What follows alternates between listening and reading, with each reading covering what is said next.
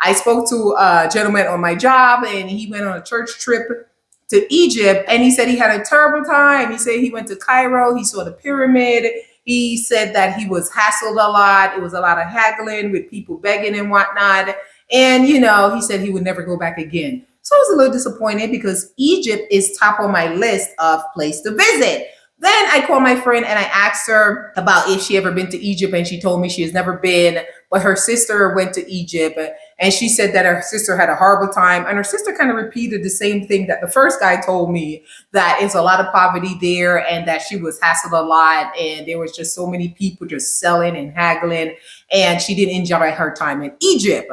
And I'm like, that's disappointed. Then I asked another friend and they told me the same exact thing, that they didn't really enjoy their trip to Egypt because everyone seems to be talking about this haggling that they do, all the begging and the poverty that they were exposed to in Egypt, which I guess impacted their trip in a negative way. So suffice to say, that didn't stop me. So I'm super excited that this year, 2023, I was able to say that I visited Egypt and my experience has been very positive. I am going to share the things that I did in Egypt, and hopefully some of these things will help you to decide on what you're going to do when you go there so you won't have a bad experience. So here's what I did. I was all over the place, honey. All over. What did I want to see in Egypt? Why did I want to see in Egypt? I wanted to see all the historical stuff that's in Egypt. That was my purpose of going to Egypt. I wanted to see pyramids and everything it has to offer in terms of historical factors. That's really what I wanted to see. Egypt is a third world country. I mean, there's poverty everywhere. I think as Americans, sometimes we try to compare American lifestyle to these international countries. The haggling is next level. And I just see it as people just working off survival mode, I mean, it is what it is. It didn't bother me. It really didn't bother me. And let's clear this up. No one was begging you for money. People were selling stuff. So it's like a transaction. Everybody's trying to let you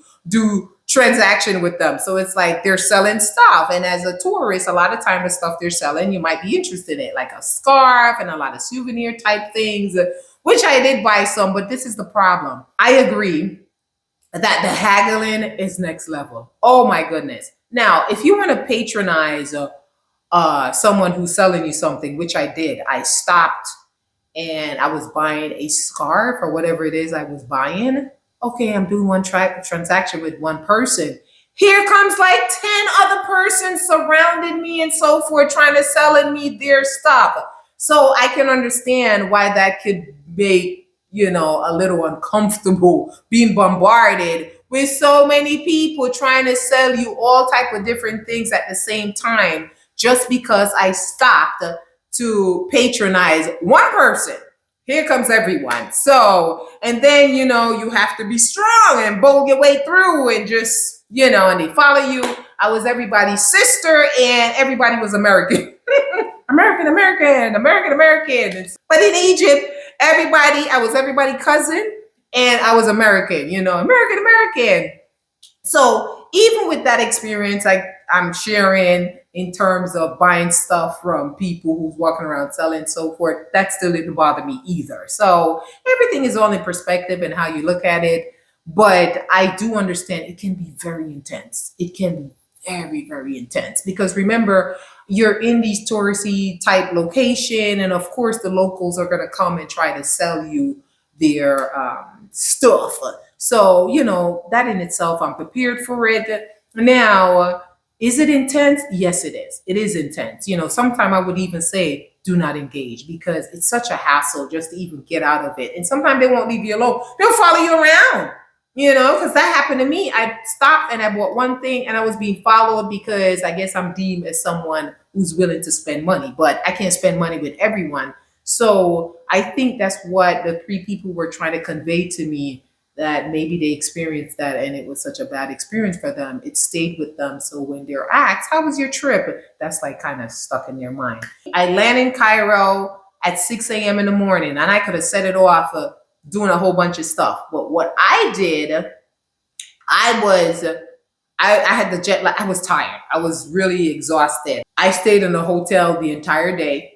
I got there at I want to say I got settled into my hotel like 8:30 in the morning. I arrived early and they told me that, it's not check-in time yet. And they charged me. They charged me an extra $100 just to check in early. So that's that. I paid it because I needed to rest because I was that exhausted. And I slept the entire day. I didn't leave today.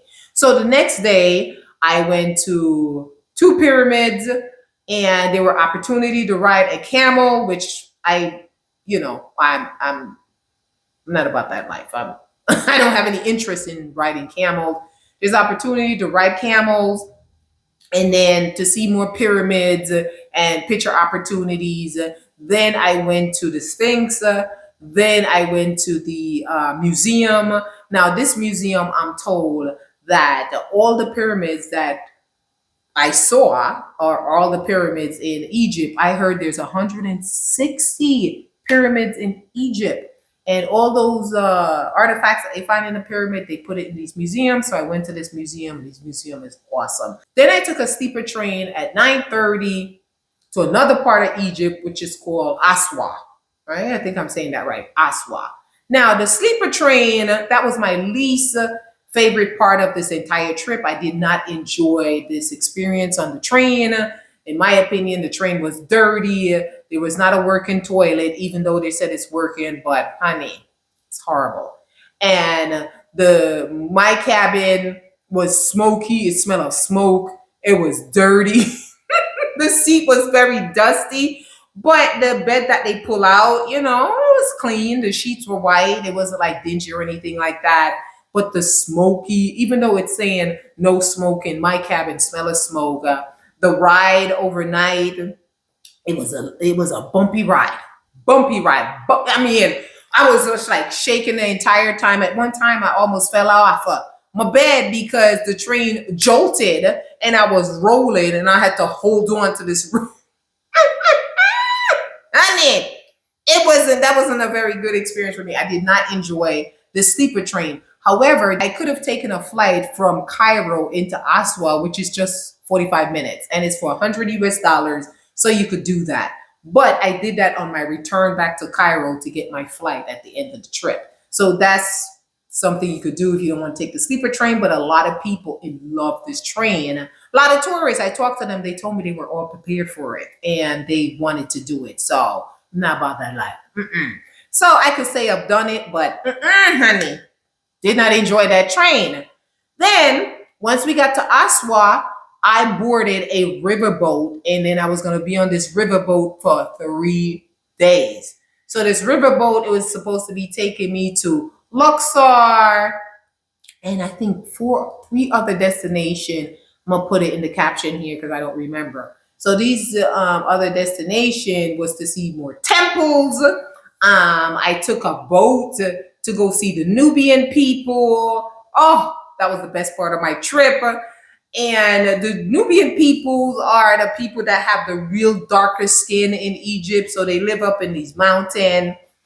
And you have to take this boat down the Nile to get to their village or whatever they call it. And that was the best part of my trip. Even though seeing the pyramids and the different temples was awesome, I really enjoy the journey to go, visit Nubian town where you see people and they have like market. And then we had opportunity to visit their home. Some of them open up their home to tourists and just to show you how they live. And the home that I was invited into, they fed us and they entertain us.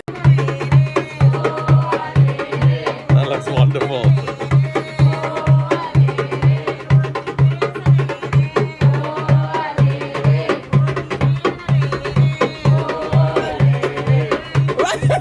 I'm recording.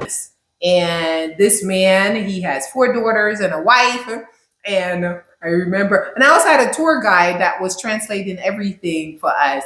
So I asked a question how many wives he had. And then his wife, she doesn't speak English, but she understood that. And she's yelling, 1. So I had a really nice time. That was the best part of my trip. I truly enjoyed that part of it. I enjoy going into someone's home. This is literally, we saw how they lived. I saw more temples. I went to Luxor. In Luxor, this is where they have the more huge statue and the most biggest temple there is to see in Egypt. And it was such a beautiful, beautiful trip. I truly enjoyed, and it's exactly what I wanted.